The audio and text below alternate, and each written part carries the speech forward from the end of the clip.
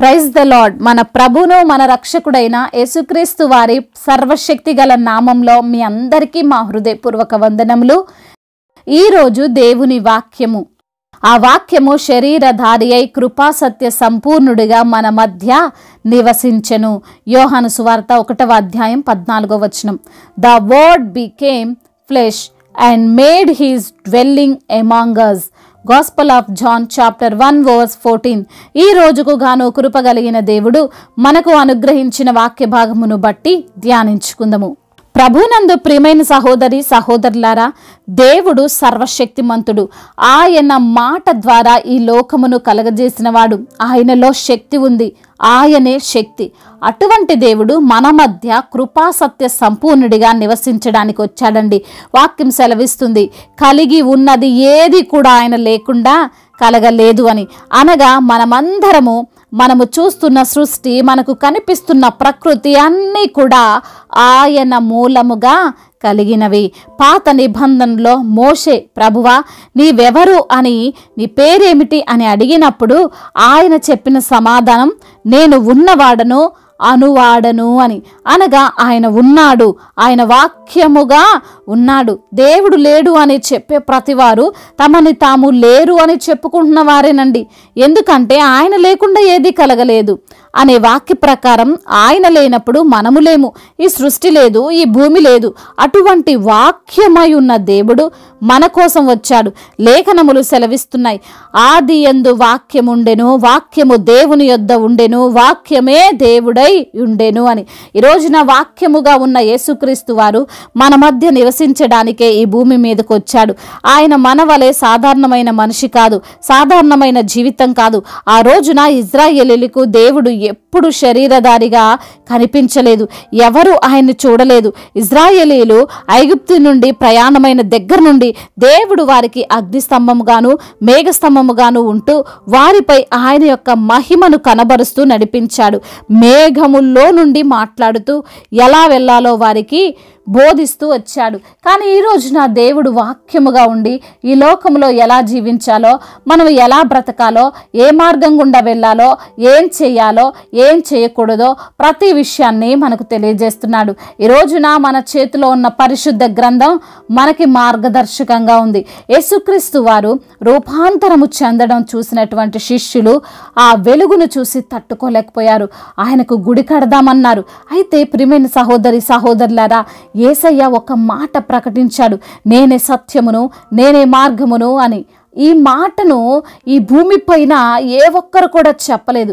ఎందుకంటే ఎవరైనా, వారు ఎటువంటి వారైనా, ఎంతటి జ్ఞానులైనా సరే, వారిలో తప్పకుండా అసత్యము దాగి ఉంటుంది, ఏదో ఒక లోపం ఉంటుంది. కానీ యేసుక్రీస్తు వారిలో ఏ లోపము, ఏ పాపము ఎంత మాత్రమునో లేదు.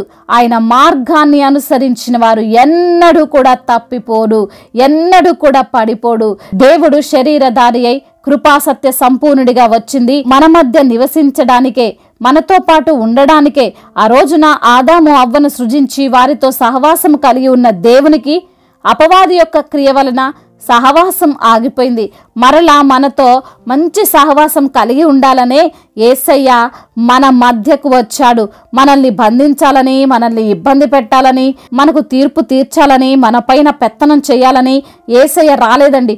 చూడండి, ఈ లోకంలో ఎవరికైనా చిన్న పోస్ట్ ఉంటేనే ఇంకొకరిపైన పెత్తనం చెయ్యాలని చూస్తుంటారు. మనమేదో వారికి బానిసల్లాగా ఫీల్ అయిపోతుంటారు. కానీ యేసయ్యకు నిజంగానే మన మీద అధికారం ఉంది.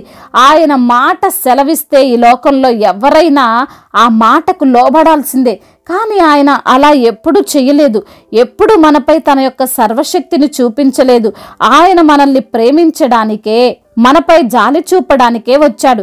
అందుకే ఈ రోజున వాక్యం సెలవిస్తుంది, ఆయన మన మధ్య కృపా సత్య సంపూర్ణుడిగా ఉన్నాడు అని.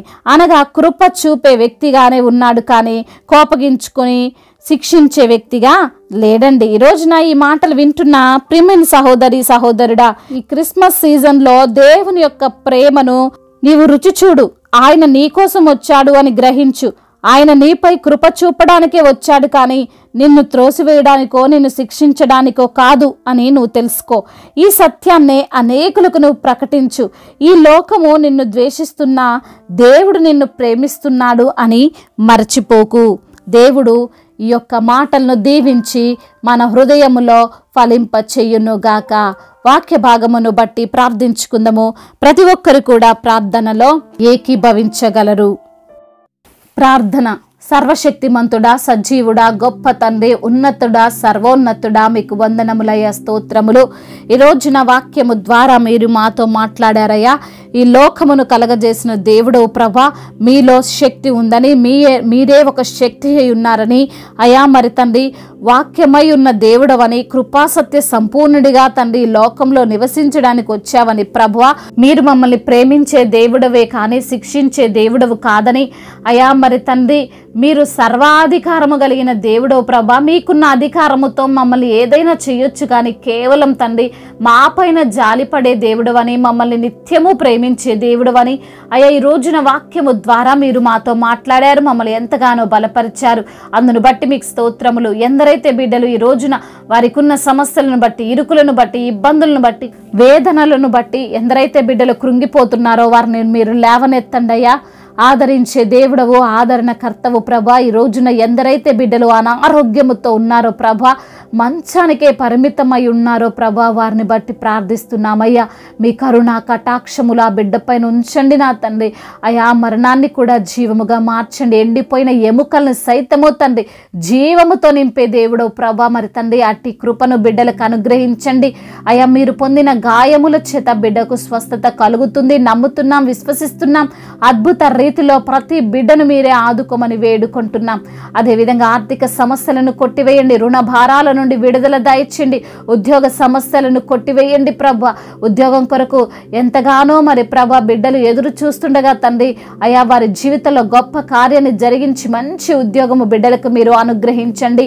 మరి ట్రాన్స్ఫర్ విషయంలో, ప్రమోషన్ విషయంలో తండ్రి మీరే సహాయము దయచేయండి అయా. వివాహం విషయంలో ఎందరైతే బిడ్డలు మీ సన్నిధిలో మొరపెడుతున్నారో ప్రభా అయా, వివాహం అన్ని విషయాల్లో ఘనమైనది అంటున్నారు ప్రభా, మీరే సహాయం చేయండి. వారి వివాహం అంతా మీ యొక్క చిత్త ప్రకారంగా జరుగునట్లుగా కృప చూపించండి. అదేవిధంగా ఎందరైతే బిడ్డలు ఈ రోజున నా తండ్రి కుటుంబంలో నెమ్మది లేక, సంతోషము లేక, సమాధానము లేక అయా, మరి సఖ్యత లేక ఎందరైతే బిడ్డలు విభేదాలతో ఉంటున్నారో ప్రభా, గొడవలతో ఉంటున్నారో, మనస్పర్ధలతో ఉంటున్నారో వారి యొక్క కుటుంబంలో నెమ్మదిని, సంతోషాన్ని, సమాధానాన్ని దయచేయండి. భార్యాభర్తల మధ్య ఉన్న విభేదాలను తొలగించండి. ముఖ్యంగా ప్రభా విడిపోయిన కుటుంబాలను కట్టండి ప్రభా. అయా, చిన్న బిడ్డలను మీరు కాచి కాపాడండి తండ్రి. యవ్వన బిడ్డలందరికీ మీరు తోడుగా ఉండండి. యవ్వన వయసులో మీ యందు భయభక్తులు కలిగినటువంటి జీవితం ప్రతి యవ్వన బిడ్డకు దయచేయండి. తల్లిదండ్రుల మాటకు లోబడే మనసు దయచేయండి అయ్యా. వారు చదువుతున్న చదువుల్లో తండ్రి అయా మంచిగా రాణించుటకు కృపను అనుగ్రహించండి. జ్ఞాపక శక్తిని ప్రతి బిడ్డకు మీరు దయచేయండి. కాంపిటేటివ్ ఎగ్జామ్స్ రాస్తున్న బిడ్డలకు మీరు తోడుగా ఉండండి నా ప్రభా. అయా, డ్రగ్స్కి ఎడిక్ట్ అయిన బిడ్డలకు యేసు నామముల విడుదల దయచేయండి అయా. మరి తండ్రి ఏ యొక్క వ్యసనాలకు బిడ్డలు బానిసలయ్యారో ప్రభా, త్రాగుడు విషయంలో తండ్రి మీరే సహాయం చేయండి. ఆ త్రాగుడు నుండి విడుదల దయచేయండి. స్మోకింగ్ నుండి యేసు నామములో బిడ్డలకు విడుదల దయచేయండి తండ్రి. అదేవిధంగా నా తండ్రి ముఖ్యంగా మీ యందు భయభక్తులు, మారు మనసు, రక్షణలో బిడ్డలు తండ్రి అనుదినము తండ్రి అయా మీ యొక్క వాక్యాన్ని వినేటువంటి కృపను ప్రతి బిడ్డకు మీరు దయచేయమని బ్రతిమిలాడుకుంటున్నాం. అదేవిధంగా దేశాన్ని, అధికారులను దీవించిన అధికారులందరికీ మీరు తోడుగా ఉండండి. సమయోచితమైన జ్ఞానాన్ని వారికి మీరు అనుగ్రహించమని బ్రతిమిలాడుకుంటున్నాం. అదేవిధంగా నా ప్రభా ఎందరైతే బిడ్డలు రక్షణ లేక, మారు మనసు లేక ప్రభా అయా వారి యొక్క జీవితాన్ని పతనము చేసుకుంటున్నారు వారిని బట్టి ప్రార్థిస్తున్నాం. మీ మాటకు లోబడక మీకు తండ్రి వ్యతిరేకిస్తూ, మీ యొక్క మాటలను వ్యతిరేకిస్తూ తండ్రి అయా మరి తండ్రి దైవజనులు వ్యతిరేకిస్తూ ఉన్నారో ప్రభా, వారి హృదయాలను మార్చండి. మీ మాటకు లోబడే మనసును వారికి దయచేయమని బ్రతిమిలాడుకుంటున్నాం తండ్రి అయా. మరి తండ్రి మా భారతదేశమును దీవించండి. మా భారతదేశమునకు తండ్రి మీరు తోడుగా ఉండండి. మరి మీ యొక్క కృపాక్షేమములతో మా భారతదేశమును నింపండి అయా. మరి తండ్రి ఇతర దేశాల్లో ఉంటున్న ప్రతి బిడ్డకు మీరు తోడుగా ఉండండి. చేతి పనులు స్థిరపరచండి అయా. మరి తండ్రి చేస్తున్న బిజినెస్లని తండ్రి బలపరచండి, స్థిరపరచండి అయా. రైతులను మరి మీరు దీవించండి, వారి యొక్క చేతి పంట సమృద్ధిగా పండుటకు సహాయము దయచేయండి ప్రభువా.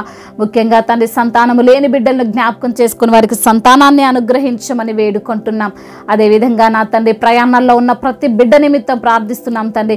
వారి ప్రయాణం అంతా క్షేమముగా సుఖముగా ఉండునట్లుగా కృప చూపించమని బ్రతిమిలాడుకుంటూ తండ్రి ఇంతవరకు చేసిన ప్రార్థన అంతటిని మీ పాద సన్నిధిన చేర్చుకోమని మానాథుడు సర్వశక్తిమంతుడు సజీవుడైన యేసుక్రీస్తు వారి బలమైన నామములో ఈ ప్రార్థనను అడిగి వేడుకొని పొందుకొని ఉన్నాము మా ప్రియ పరలోకపు తండ్రి. ఆమేన్. ఈరోజు పెళ్లి రోజు మరియు పుట్టినరోజు జరుపుకున్న వారందరినీ దేవుడు దీవించి సకల మేలులతో ఆశీర్వాదములతో కృపాక్షేమములతో శాంతి సమాధానముతో దేవుడు మిమ్మల్ని నింపునుగాక. మీ యొక్క ప్రార్థన అవసరతలను మాకు తెలియజేయగలరు. మీ కొరకు మేము తప్పక ప్రార్థిస్తాము. మొదటిసారిగా మన యొక్క ఆదరణ వాక్యం చూస్తున్నట్లయితే తప్పకుండా సబ్స్క్రైబ్ చేసుకోగలరు. ఈ వాక్యము మీకు ఆశీర్వాదకరముగా ఉండినట్లయితే ప్రతి ఒక్కరికి కూడా మీరు ఈ వాక్యాన్ని షేర్ చేసి దేవుని యొక్క రాజ్య సువార్తలో పాలిభాగస్తులు కావాలని దేవుని పేరట మనవి చేసుకుంటున్నాను. May God bless you all. దేవుడు మిమ్మల్ని దీవించి బలపరిచి స్థిరపరచునుగాక.